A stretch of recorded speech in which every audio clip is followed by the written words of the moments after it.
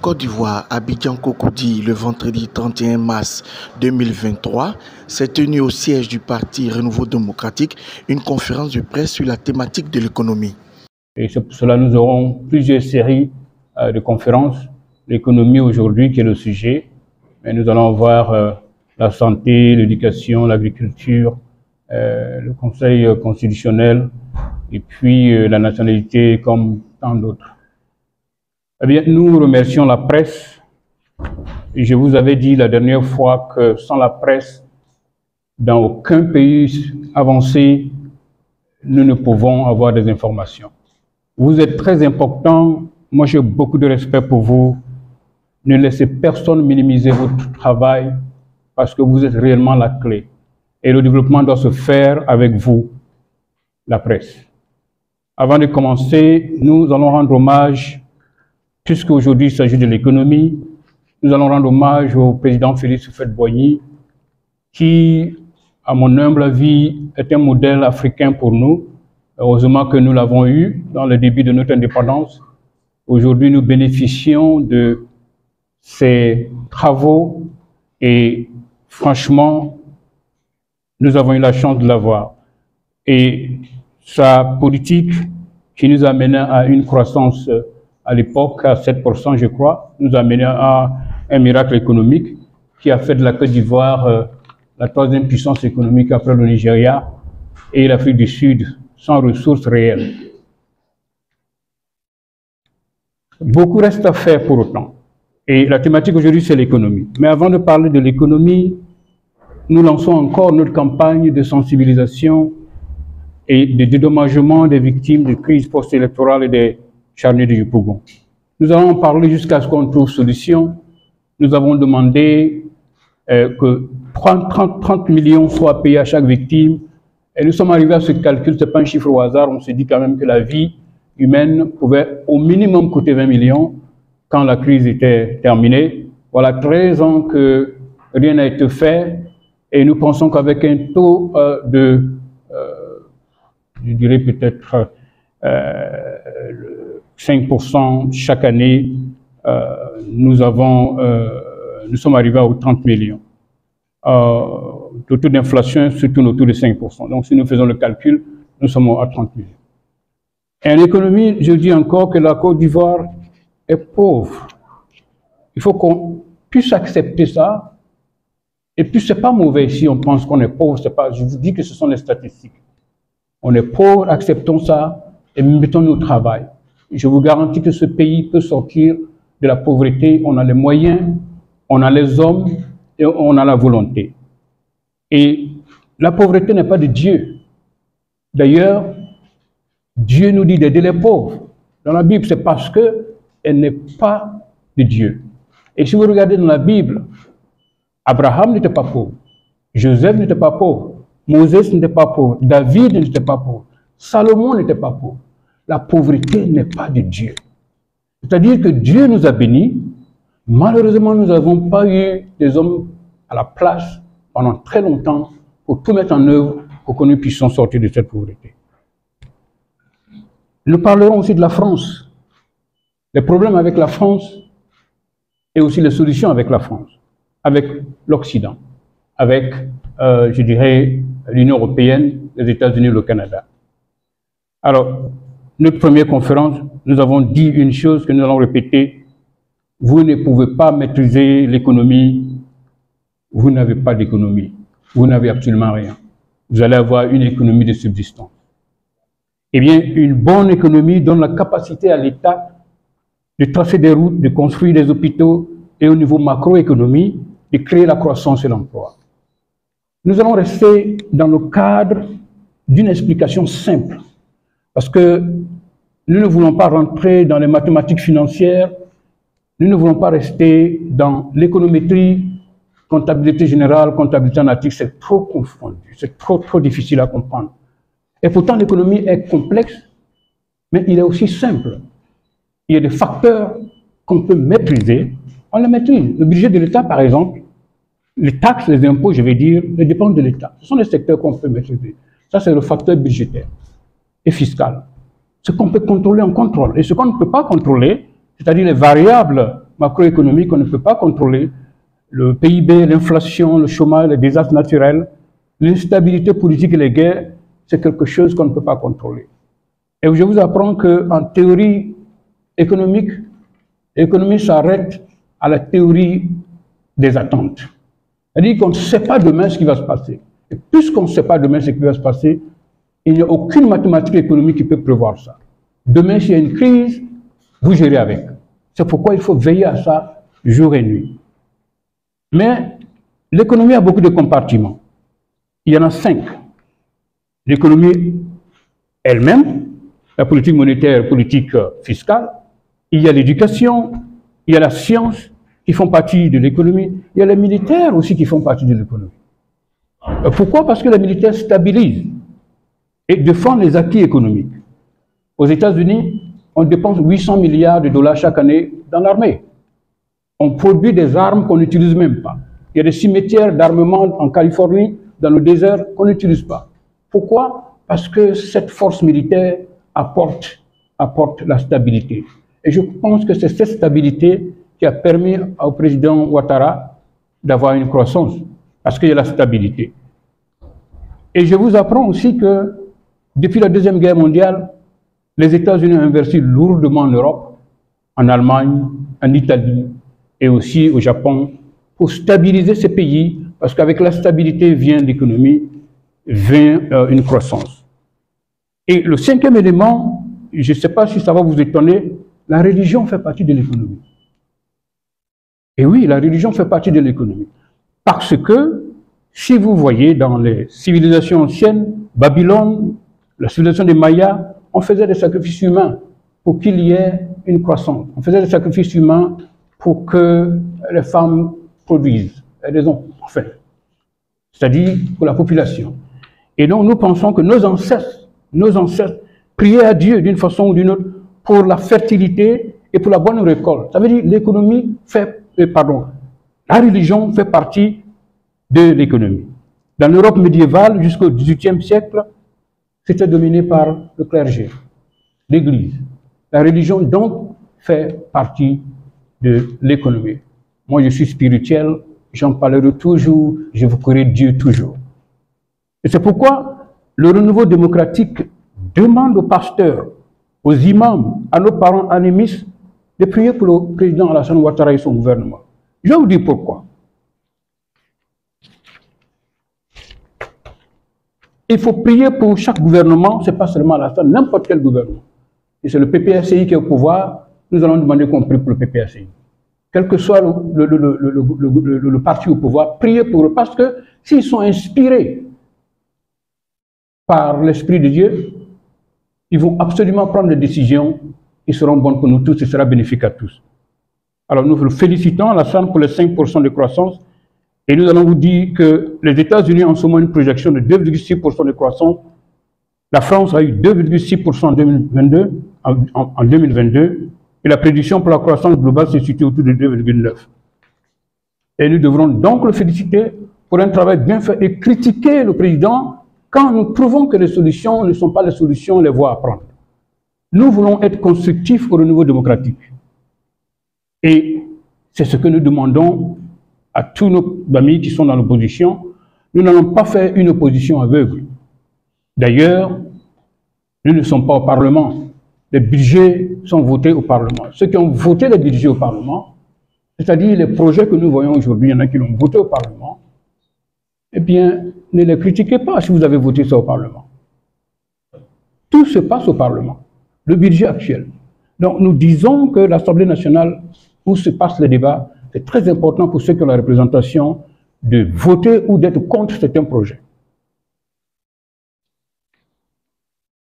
En conclusion, sur le premier chapitre, c'est un volet qui est très long. Je ne peux pas passer une journée à vous parler d'économie, c'est très vaste. Je vous demande d'être patient, je vais concentrer ça et on va pouvoir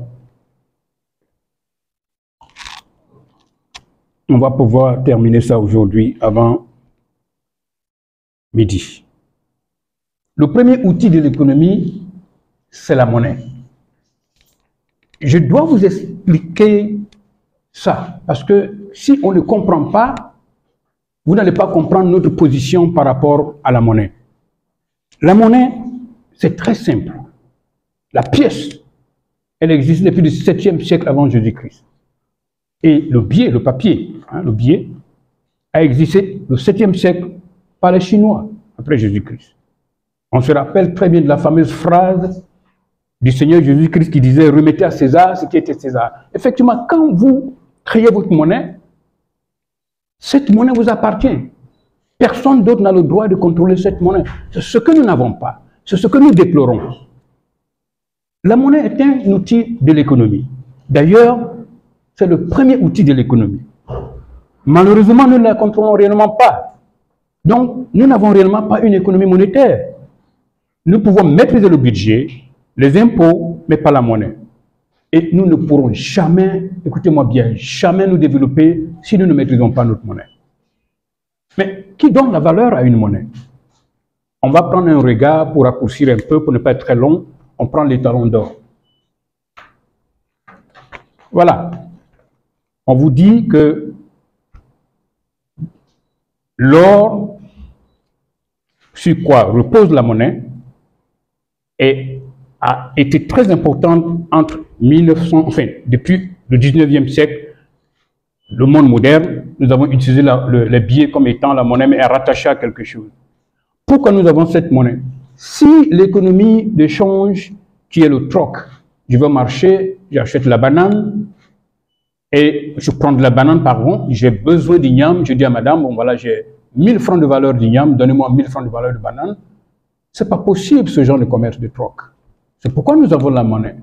Mais la monnaie en elle-même, c'est aussi complexe. On n'imprime pas des billets pour jeter comme ça dans l'économie. J'ai ici des coupures avec moi. On appelle ça peut-être le dollar américain. Il est rattaché à quelque chose. C'est-à-dire, si l'or est attaché à cette monnaie, ça veut dire que nous avons la valeur de cette monnaie qui nous permet de l'utiliser, d'avoir confiance à cette monnaie. Mais les Américains eux-mêmes ont abandonné ce standard en 1971. Les Britanniques l'ont abandonné en 1931. Les raisons sont très simples. La monnaie en elle-même, si toute l'économie que nous avons retournée au trésor américain, les Américains n'auront pas suffisamment de lingots d'or pour donner à qui que ce soit. Donc l'économie est plus forte maintenant que le lingot d'or que les Américains ont dans les banques centrales. Ils ne peuvent pas tenir. Donc il faut abandonner cette méthode. La Grande-Bretagne a commencé en 1931, les Américains en 1971. Donc du coup, le dollar n'est plus adossé à l'or, mais seulement une confiance qu'on fait à l'économie américaine et sa capacité de payer sa dette. Le dollar est adossé présentement à la capacité américaine de payer la dette par la Banque centrale. 60% des billets de banque imprimés par les Américains sont en dehors des États-Unis. 60%. Et tous les billets qu'ils ont imprimés sont en dehors des États-Unis. 80% des billets de 100 $ sont en dehors des États-Unis. C'est pourquoi les Américains, chaque année au Congrès, ils passent une loi pour lever leurs dettes. Ils ont un plafond. S'ils sont à 20 trillions de dollars, c'est le plafond, qu'ils ont besoin d'argent, ils sont obligés de passer au Congrès pour passer une loi pour lever ce plafond. Ils le font pourquoi? Parce que les États-Unis se disent une chose, leur monnaie est rattachée à leur capacité de payer la dette. Si jamais ils font défaut, l'économie mondiale sera complètement ébranlée. C'est pourquoi chaque fois qu'ils ont des difficultés, au Congrès, ils s'entendent pour passer des lois pour pouvoir essayer de lever ce plafond. Et donc vous voyez, la monnaie est très importante. Et c'est pourquoi nous disons que si ce marché s'écrase, si l'Amérique, une seule fois, fait défaut de payer sa dette, l'économie mondiale sera complètement atteinte. On n'a même pas l'idée de la catastrophe. On n'a même pas pu faire l'analyse de la catastrophe que cela pourrait causer. Alors nous, au Renouveau démocratique, nous sommes diamétralement opposés à la politique du président Alassane Dramane Ouattara concernant la monnaie. Pourquoi? Même la parité du CFA à laquelle on croit ne marche pas, puisque nous avons cette parité depuis 1960. Mais nous sommes 63 ans plus tard. 63 ans plus tard, la Côte d'Ivoire est encore là. La Côte d'Ivoire est là. Nous avons eu des différents gouvernements. qui se sont succédés. Il y a eu une croissance sous feu, une croissance sous le président actuel, mais ça s'arrête là. La Côte d'Ivoire n'a réellement pas bougé. Il y a eu des changements que nous apprécions, il y a une croissance actuelle que nous apprécions, mais ne pas avoir le contrôle de notre monnaie est un grand handicap.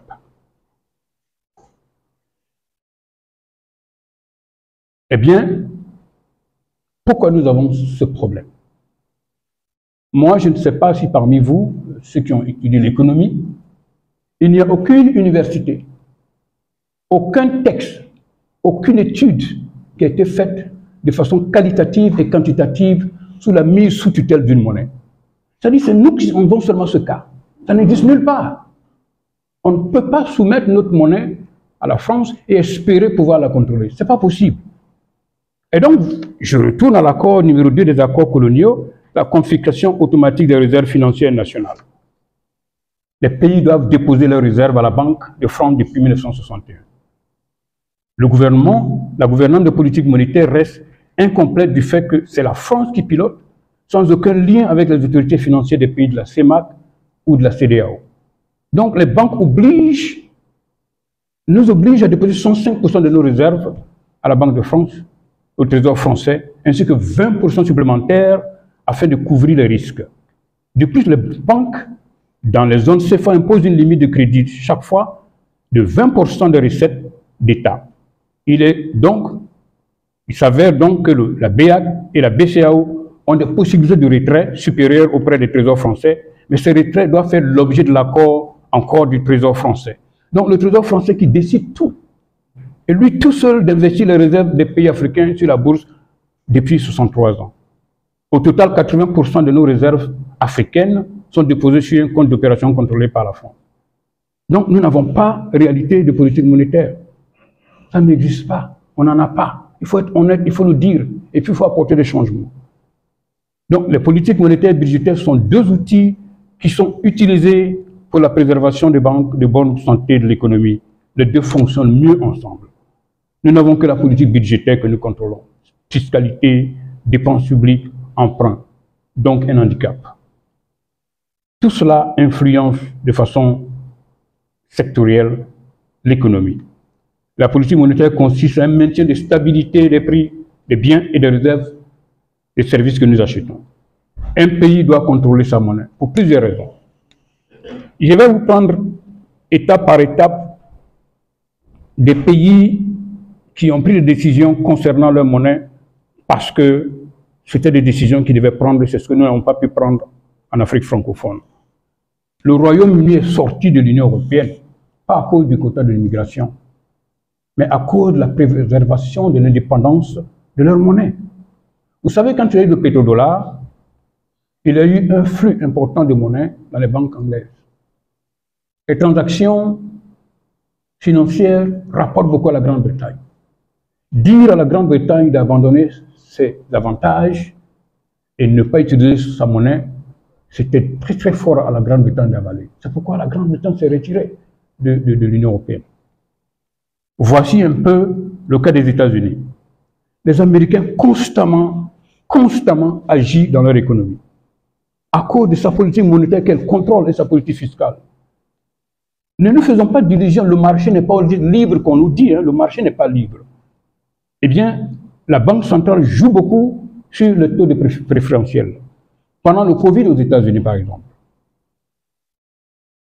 c'était une crise mondiale, une épidémie qui, on ne savait pas d'où ça venait, ça a vraiment atteint les Américains beaucoup plus que d'autres pays.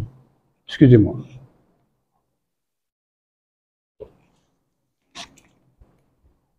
Les Américains ont pompé de l'argent dans l'économie. Comment ils l'ont fait? Ils impriment. Voilà, le billet là, ils impriment. Ils ont distribué de l'argent à chaque Américain, au gouvernement fédéral. Et chaque État a aussi automatiquement mis tout le monde sous le système de chômage. Donc chaque semaine, il y a des États qui vous donnent $400, donc nous avons $1600, plus ce que l'État vous donne. On est à 2400, 2500 pendant 2 ans. Des gens sont assis à la maison, ils ne travaillent pas et ils sont payés. Est-ce que vous savez pourquoi? Parce que quand on produit, il faut consommer. Si vous produisez que vous ne consommez pas, vous n'avez pas d'économie de marché. pour ne pas freiner cette économie de marché, ils sont obligés de mettre l'argent dans la poche de chacun pour que chacun dépense. Donc l'économie américaine ne s'est pas arrêtée pour autant. Et il y a eu une chute, mais cette chute n'a pas tellement heurté l'économie américaine. C'est pour cela qu'il faut contrôler sa monnaie. L'État doit pouvoir injecter de l'argent quand les gens en ont besoin et retirer quand il y a l'inflation. Et c'est pour vous dire l'importance encore de la monnaie. Et l'économie a survécu aux États-Unis à cause de ce contrôle de leur monnaie. Le président Obama a temporairement nationalisé en 2008 les industries automobiles. Moi, j'ai travaillé pendant 15 ans à la direction financière chez Chrysler, chez Ford et chez Toyota. Je connais bien cette industrie. S'il y a compétition en économie, comme on le dit, ceux qui sont forts englobent ceux qui sont faibles. Chrysler et GM devraient aller en faillite. Normalement, dans un système libre, ces compagnies devraient fermer. Elles n'ont pas fermé. Ce qu'on nous empêche, nous, en Afrique, de nationaliser nos entreprises, même temporairement, c'est ce que le président Obama a fait. Ils ont temporairement nationalisé ces entreprises, ils ont pompé l'argent dans ces entreprises pour pouvoir les redresser. Aujourd'hui, Chrysler est stabilisé, GM est stabilisé. Donc, dans un système normal d'économie, on devrait laisser ces entreprises fermées. Mais ce n'est pas comme ça que les gouvernements interviennent à l'extérieur. Les gouvernements constamment interviennent dans leur système, pompent l'argent constamment dans leur système, et c'est ce mécanisme que nous n'avons pas. Je vous parle d'industrie de l'armement, par exemple. Ils dépensent 800 milliards chaque année dans l'armement. Est-ce que vous savez pourquoi? Parce que si vous laissez ces industries se fermer pour des raisons économiques, et demain qu'il y a une guerre, vous ne pouvez pas mettre sur place cette industrie. C'est pourquoi les Américains feront tout. C'est la seule chose au Congrès où ils s'entendent. Les démocrates comme les républicains. Chaque année, ils passent un budget aux les mains concernant l'industrie de l'armement. C'est ce que nous n'avons pas. C'est pourquoi je vous parle de la monnaie. C'est très important. Prenons un exemple. L'Union européenne. Quand l'Union européenne a décidé de mettre Airbus sur place, les Américains étaient farouchement opposés à ça. Pourquoi? Parce qu'ils voulaient préserver leur avantage de Boeing et de McDonnell Douglas sur l'économie mondiale. Ils ont menacé l'Europe d'impôts, de tout ce que vous pouvez comprendre, parce que les Européens agissaient pas en tant que privés, mais c'était des pays qui agissaient pour l'avancée de l'Airbus. Et les Américains, les Européens n'ont pas écouté les États-Unis. Ils se sont lancés, et aujourd'hui, au finish, vous avez Airbus qui est la deuxième puissance en matière d'aviation. S'ils avaient eu peur, comme nous en Afrique, nous avons constamment cet état de fait, on nous dit ne faites pas ça, et on rétrécit. Eh bien, on est là où on est. Il y a des moments où il faut prendre le taureau par les cornes. Et c'est ce que cette génération veut faire. C'est ce que nous avons l'intention de faire avec le renouveau démocratique. Il y a la lumière, il y a les possibilités de nous développer. Nous pouvons le faire en une génération. Si nous croyons, si nous travaillons. Et c'est ça. Et l'outil, c'est la monnaie. L'outil, c'est le gouvernement central avec la fiscalité. Nous devons avoir cette possibilité de contrôle. Nous n'avons pas ça. En conclusion, le marché n'est pas libre à 100%. Les gouvernements interviennent toujours pour sauvegarder leur économie. Nous devrons en faire autant. Je vous dis par exemple qu'il faut, par exemple, les hauts fourneaux de Mans. Nous avons du fer à Mans. Comment se fait-il que nous n'avons pas de hauts fourneaux?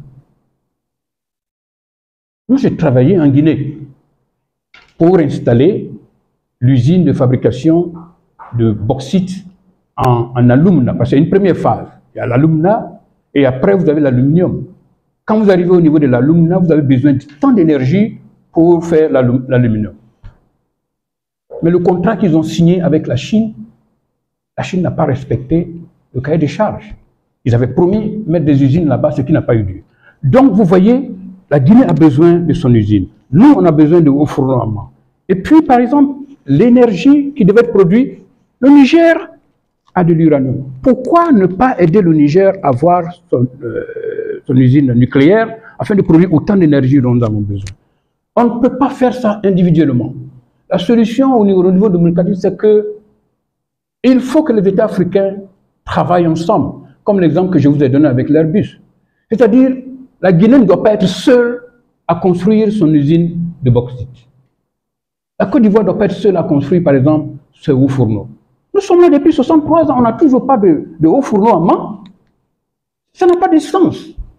Et pourtant, nous importons du fer. Le volet le plus important, c'est l'économie. Si nous ne maîtrisons pas ça, nous ne maîtrisons absolument rien. Et en notre avis, nous ne maîtrisons même pas ça. Et donc, nous disons que les pays africains doivent s'associer. 10 pays, par exemple, peuvent se mettre ensemble, construire l'usine en Guinée, construire l'usine en Mali, et le gouvernement se retire avec le temps, peut-être de façon nationale, vendre leurs actions aux nationaux. Pour que s'il y a une usine en Zimbabwe, en Guinée, en Côte d'Ivoire, que les Africains soient tous partenaires. Voilà un peu la solution que nous voulons apporter à notre pays. Le plan Marshall, ne rêvons même pas. Il n'y aura pas de plan Marshall pour l'Afrique. Si nous pensons que les Blancs un jour vont se lever et dire, bon voilà, on va faire un plan Marshall, envoyer des fonds à l'Afrique, ce n'est pas possible. Moi, je ne suis pas né en 1980, peut-être, mon cheveu, il y a longtemps que je suis né. Depuis 1960 jusqu'à nos jours, on a toujours entendu parler de ce plan Marshall pour l'Afrique. Ce n'est pas arrivé. Ça n'arrivera jamais. Et pourtant, selon les recherches, l'Afrique est le continent le plus riche au monde. Nous avons 30% des réserves d'une valeur de 250 trillions de dollars. Est-ce que vous comprenez la valeur? 250 trillions de dollars. L'économie mondiale aujourd'hui a 100 trillions de dollars. Nous avons 2,5 fois les réserves qui ont la valeur de l'économie du monde. Nous avons 10% des réserves de pétrole et d'autres sources. Si nous ajustons le bois et l'eau, puisque ce sont des ressources, nous sommes à 500 trillions de dollars. Et 40% de l'or, 50% de diamants, 35% de bauxite, 80 à 90% de chrome et de platine. C'est un paradoxe. Un continent riche. Dieu nous a bénis. Mais comment ne trouvons-nous pas des hommes capables de faire sortir cette richesse pour tout le monde? C'est là ce paradoxe, ça nous dérange au niveau démocratique.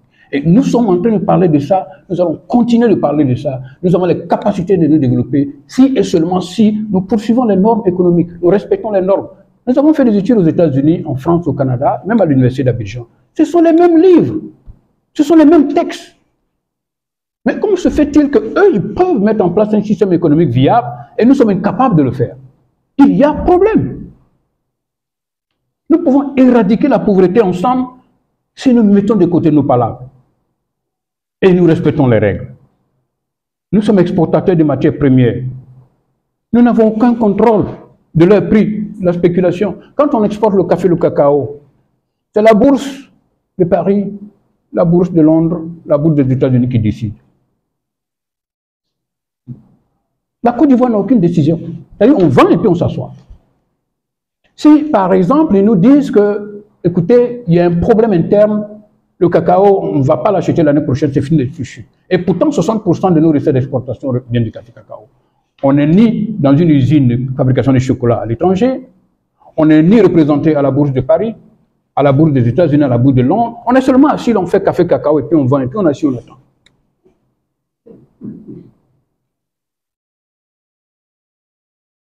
La spéculation, on ne contrôle pas ça. Et je vais vous dire une chose. Ces bourses-là, elles ne sont pas aussi parfaites que vous le pensez. Hein. On nous dit qu'en principe, le jour qu'on ouvre la bourse, à Londres, à New York, tout le monde doit avoir les informations et puis prendre des décisions. Il y a des gens qui ont des informations bien avant qu'on ouvre la bourse. Il y en a qui vendent leurs actions parce qu'ils savent que l'action va chuter. C'est-à-dire que ce n'est pas aussi clair que ça. C'est pourquoi nous devons tout faire pour comprendre comment le système marche. Entre-temps, notre système monétaire, je suis obligé de faire venir la France ici parce que le renouveau démocratique veut travailler avec la France. On va vous dire pourquoi on veut travailler avec la France. D'abord, avant de vous dire ça, on va vous dire les problèmes qu'on a avec la France. Il y a un sentiment anti-français aujourd'hui, en Afrique, partout. C'est normal. Les Maliens sont fâchés, les Burkinabés sont fâchés, c'est toute l'Afrique entière. C'est normal. Parce que nous avons une relation avec la France depuis 1893 et pendant l'indépendance jusqu'à nos jours. Et quand on fait une analyse comparative des pays sous tutelle française, elles sont toutes logées dans le sous-développement, comparativement aux pays anglophones. La France elle-même doit se poser des questions. Mais qu'est-ce qui ne va pas? C'est pourquoi vous avez cette grogne. Aujourd'hui, la jeunesse a ces informations. Nous, quand on grandissait, c'est la RTI qui nous donnait les informations et puis Fraternité Matin. C'était tout ce que le gouvernement a décidé, c'est cette information qu'on a. Vous avez ces informations que nous, on n'avait pas quand on grandissait. Et c'est pourquoi les jeunes sont fâchés. Et nous aussi, on est fâchés. On ne veut plus accepter ça. Il faut qu'on change. Mais il faut que cette volonté de la jeunesse de pouvoir vraiment changer. Et on doit changer ça ensemble, en tant que pays.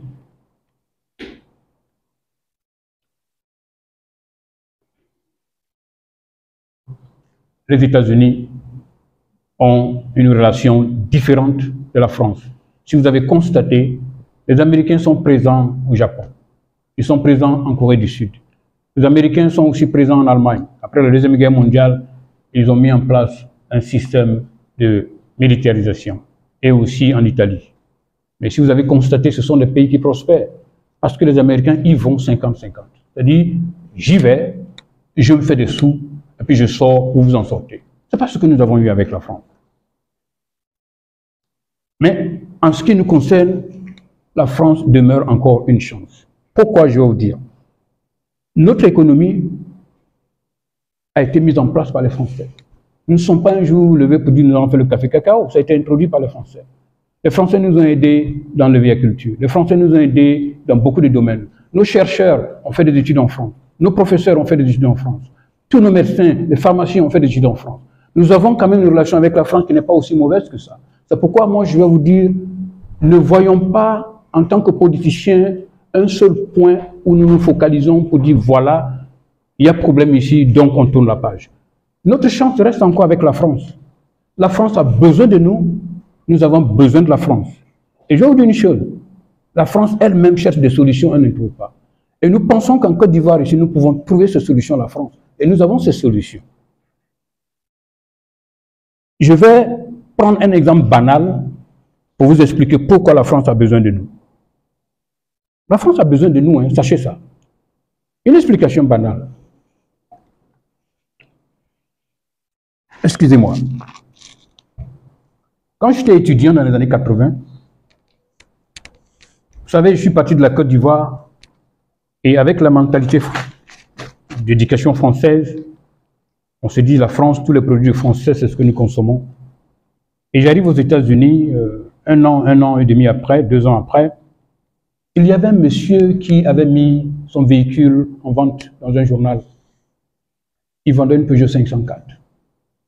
Et chaque fois qu'on prenait le journal, mon ami Koudou et moi, nous étions voisins, la voiture était toujours là. Personne ne l'achetait. Un mois, la voiture était toujours là. Le monsieur continuait toujours de publier ça. Ce qui était intéressant, c'est que le prix baissait chaque fois. Le prix a baissé jusqu'à 20% de sa valeur. Mais on s'est dit, mais dis donc, Koudou et moi, on s'est dit, mais écoutez, Peugeot 504, c'est la voiture de boss chez nous. On va l'acheter. Effectivement, on a appelé le monsieur. Il se trouve que ce monsieur venait de la Russie, de l'Union soviétique à l'époque. Il quittait les États-Unis, donc il cherchait à vendre sa voiture et personne ne prenait parce que personne ne connaissait cette voiture. Nous, on l'a pris. On était très heureux. 1 an après, je décide d'aller en Californie parce que je voulais changer d'université. Je vais m'informer sur le coût en Californie et j'ai voulu dormir à Albuquerque, au New Mexico. La voiture était OK. Je dors, le lendemain, je me lève 1 heure de route après, la voiture tombe en panne. Le garage prochain, on fait tout pour aller prendre un mécanicien. Il dit qu'il ne connaît pas cette voiture. Il dit seulement retourner dans la capitale de l'État qui est Albuquerque, peut-être qu'eux, ils vont pouvoir trouver des solutions pour vous. Donc, on remorque la voiture et je retourne à Albuquerque. Le mécanicien dit oui, on connaît cette voiture, mais il vous faut 3 mois pour avoir la pièce.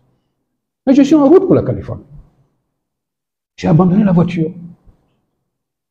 Et je vais en Californie, après, bon, comme c'était le coût était très élevé pour habiter là, je reviens encore dans mon état dans le Midwest. Et subitement, avant la fin du cycle, on m'envoie un document pour dire on nous vend un R5 et même aux étudiants. R5, tout nouveau, $150 par mois. Et c'était mon premier crédit. J'ai dit, mais dis donc, je saute là-dessus. R5, c'est pas une petite voiture. Je l'achète. J'ai mon premier crédit à $150 par mois. Mais dès qu'il pleut, la voiture, je rentre dans une flaque d'eau, ça s'arrête. Vous rentrez dans une flaque d'eau, pouf, ça s'arrête. On vous dit que c'est la bougie. Mais j'ai souffert pendant 3 ans, je l'ai gardé tout de même, puisque j'avais un crédit. Mais chaque fois qu'il pleuvait, que vous rentrez dans une flaque d'eau, la voiture s'arrêtait. Et puis, subitement, on apprend que Peugeot quitte définitivement les États-Unis, en août 1991. Écoutez-moi bien cette histoire, hein, pourquoi je vous fais, vous allez voir la relation. Ça veut dire que Renault, Peugeot qu'on a pris était en problème. Peugeot avait des difficultés, Citroën avait des difficultés, Renault avait des difficultés. Est-ce que vous savez, depuis 1991, on ne vend qu'une voiture française aux États-Unis? Aucune. Je vous fais ce rapport pour vous expliquer pourquoi la France a besoin de nous. Le parc automobile américain aujourd'hui a 294 millions de véhicules qui circulent. Quand je travaillais encore en tant que directeur financier chez Chrysler, on vendait 17 millions de véhicules par an. Aujourd'hui, on en vend 15 millions. Je vous dis 15 millions de voitures chaque année, on vend aux États-Unis. Aucune voiture française. Parce que l'industrie automobile représente 1124 milliards de dollars de revenus. C'est la 5e économie. Toutes les voitures du monde sont représentées aux États-Unis, sauf la France.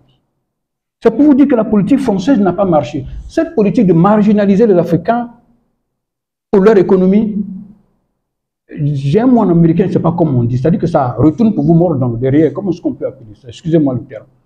C'est cette politique que la France a aujourd'hui et ne sait pas comment sortir. C'est-à-dire que si la France avait aidé les pays africains dans l'OTAN à pouvoir avoir le pouvoir d'achat, acheter les véhicules français, etc., elle allait avoir des revenus pour faire des recherches pour le recherche et développement, pour améliorer la qualité, ils seraient encore aux États-Unis. Mais leur politique a été faite de telle sorte que c'est la France ou rien d'autre, 80-20%. Donc nous nous sommes retrouvés dans une situation difficile dans laquelle nous sommes aujourd'hui avec les Français. Mais je vous dis que le renouveau démocratique va travailler avec la France parce que les chances sont beaucoup plus grandes. Quelle est l'alternative? Nous avons vu dans les réseaux sociaux, là-bas la France, etc., nous sommes contre cette pratique. Elle n'est pas constructive. Je vous l'avais dit la dernière fois, la France, quand même, a une économie très forte. Elle fait 3 trillions de dollars. Elle est au Conseil de sécurité. Elle a le droit de veto. Elle est un pays nucléaire. Ce n'est pas aussi un petit pays que ça. Et nous la connaissons mieux que qui que ce soit. L'alternative, c'est de nous dire, allons-y voir les Chinois. Nous avons une relation sino-africaine. Mais quel est le résultat aujourd'hui? Absolument rien. La Chine a un problème, une obsession. La Chine veut dépasser les États-Unis en matière d'économie. Donc, elle a besoin de matières premières ou aller chercher en Afrique. Elle est prête à tout pour avoir ces matières premières, y compris des valises sous la table. Et ce n'est pas ce modèle que nous voulons. Moi, je ne suis pas convaincu, le renouveau démocratique n'est pas convaincu que notre voie à suivre, c'est avec la Chine. Puisque je vous donne l'exemple chinois qui n'a pas marché. J'ai aussi travaillé avec une organisation américaine où nous avons essayé, nous avons une commande de cuivre d'une quantité importante pendant 5 ans. On se rend à Lubumbashi, au Congo. La société Gécamine est responsable des achats de ces produits. On rencontre Gécamine, on lui demande la production de ce montant. Gécamine est incapable de le produire. Pourquoi? Parce que Gécamine n'a pas d'usine elle-même. Les usines sont dominées par les Chinois. Elle dit, si vous faites commande à la Gécamine est obligée de contacter la compagnie chinoise pour sa production. Les Chinois vous diront que non, leur client a déjà pris ses marchandises pour les 3, 4, 5, 6, 7, 10 ans. Ça veut dire que le système de cuivre est complètement contrôlé par les Chinois. Idem en Guinée. Ils ont mis en place un système aussi où ils ont tracé des rails, ils font sortir les bauxites et ils exportent en Chine. Leur contrat avec la Guinée était d'installer une usine. Ils ne l'ont pas fait, ils ne respectent jamais les cahiers de charges. Moi, je ne vois pas d'alternative à ce niveau.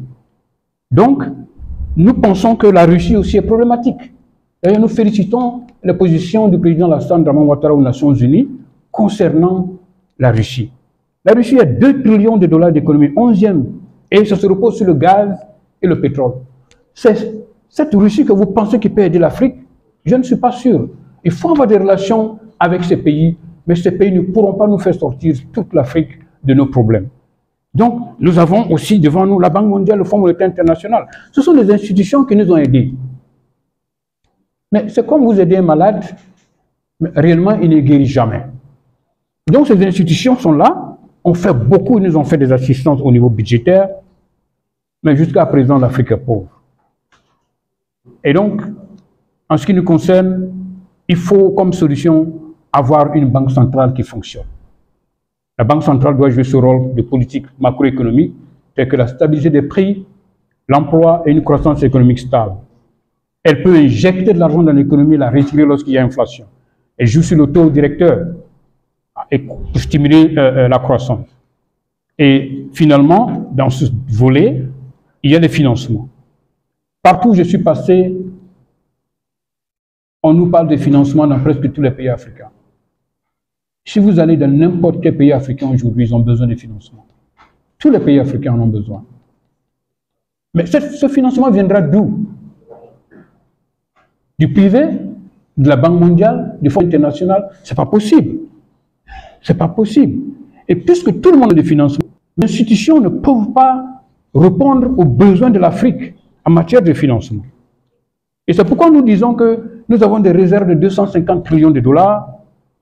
Pourquoi est-ce qu'on ne rattache pas notre monnaie à ces 250 trillions de dollars et injecter de l'argent dans notre économie en Afrique tout entière?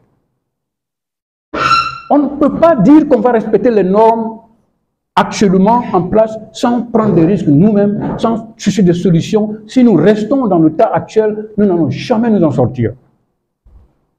Il nous faut un marché très fort. Ça ne se fait pas en économie. En financement, ça ne se fait pas. Parce qu'il faut une analyse des risques. Or, on trouve que tout le monde a les mêmes risques. Moi, je peux être un bon payeur. Vous êtes un mauvais payeur. Mais on va à la banque, on nous dit que vous avez tous les mêmes taux d'intérêt. Ce n'est pas possible.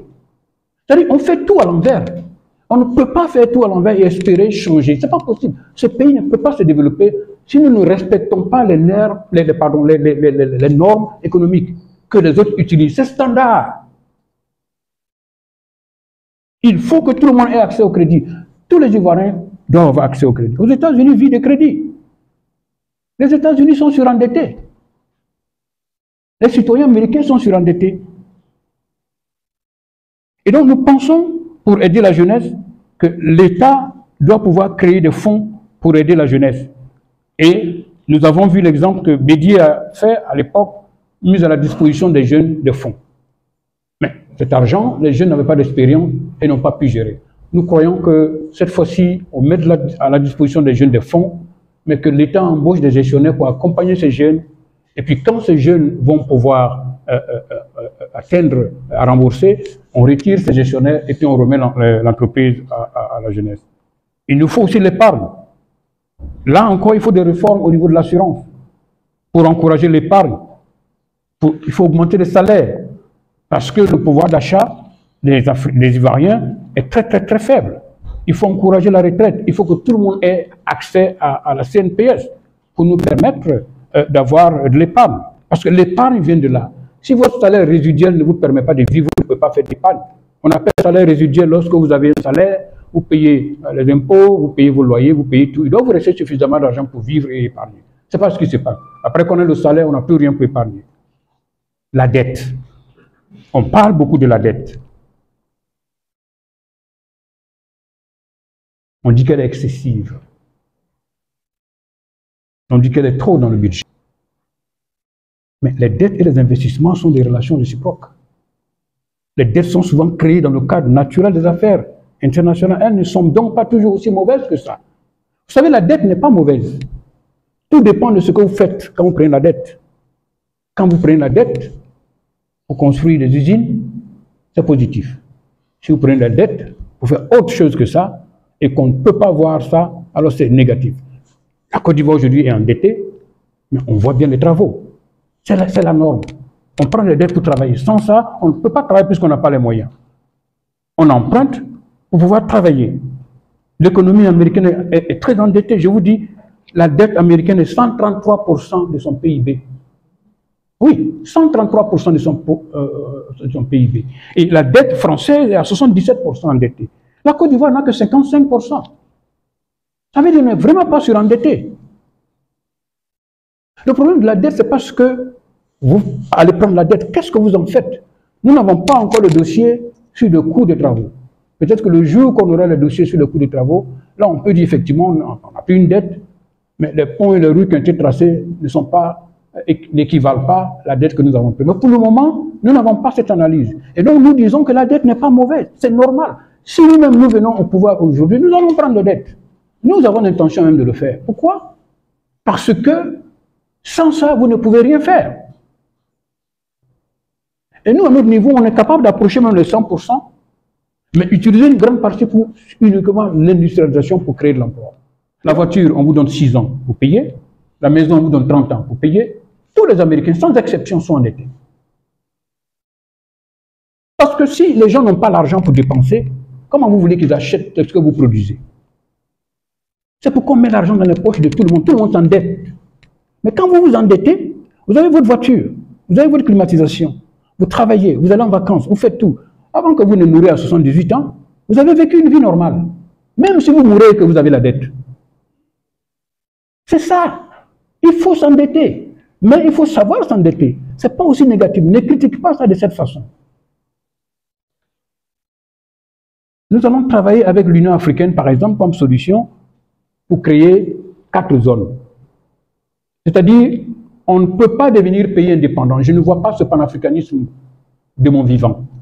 Ou demander à 54 pays de devenir indépendants et d'avoir une seule nation, ce sera vraiment très difficile. Ce que nous pouvons encourager, c'est de créer des marchés intérieurs, de peut-être diviser l'Afrique en 4 zones monétaires, de 300 à 400 millions de consommateurs par zone. Donc si nous avons 4 zones monétaires, 4 grandes zones de consommation, nous allons pouvoir essayer à l'intérieur de créer une économie interne. L'économie ne doit pas être forcément l'exportation. Il faut une économie interne. C'est pourquoi les Américains, s'il y a une crise dans le monde, ils n'ont pas besoin de l'extérieur pour sortir de la crise. Pourquoi? Ils ont un marché intérieur très fort. Le dynamisme économique interne est très important et c'est très nécessaire. Vous voyez, nous avons la zone que nous avons dans l'UMOA, c'est très bon. Si le Ghana a des problèmes, c'est un pays seul, à 28 millions combien d'habitants, ne peut pas s'en sortir seul. C'est seulement quand nous avons un marché intérieur très fort que nous allons pouvoir nous en sortir. Et donc, nous pensons qu'il y a des grands marchés comme les États-Unis, la Chine, l'Inde et l'Union européenne qui sont aujourd'hui très productifs parce qu'ils ont un marché intérieur très fort. Les États-Unis ont près de 350 millions d'habitants. La Chine en a plus d'1 milliard. L'Inde, plus d'1 milliard. L'Union européenne, c'est ce groupe-là qui fait que les gens ont absolument la capacité de créer un marché interne. Et même l'économie chinoise n'a pas été faite seulement par les Chinois. C'est vrai, c'est les Chinois. Mais c'est l'Occident qui a permis à cette économie d'être là où elle est. Pourquoi? Parce qu'ils ont 1 milliard 300, 400 millions d'habitants. Et donc les Européens, les États-Unis étaient intéressés à ce marché. Pourquoi? D'abord, le coût de production, un ingénieur coûte 4 fois moins cher, et puis vous avez un marché de plus d'1 milliard. C'est pourquoi ils se sont intéressés à la Chine, et jusqu'à présent, vous voyez comment l'économie chinoise est. Et donc nous avons ce conseil à donner, c'est qu'il nous faut forcément nous mobiliser pour essayer de créer un marché différent. Nous demandons présentement au président Alassane, il est venu du Bois Sacré. Quand je dis Bois Sacré, il était à la Banque mondiale, au Fonds monétaire international, à BCAO. Il connaît bien les rouages de ce système. Mais ce système ne nous a pas aidés.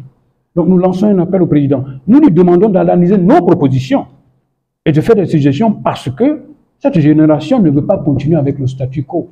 Si on continue avec le statu quo, cette croissance, une fois que ça s'arrête, c'est terminé, on aura encore des problèmes pour revenir. Et nous comprenons la situation difficile, par exemple, de nos voisins Mali, Burkina et Faso. Nous demandons donc au président et à la Côte d'Ivoire de tout faire pour maintenir ces 3 pays dans l'UMOA.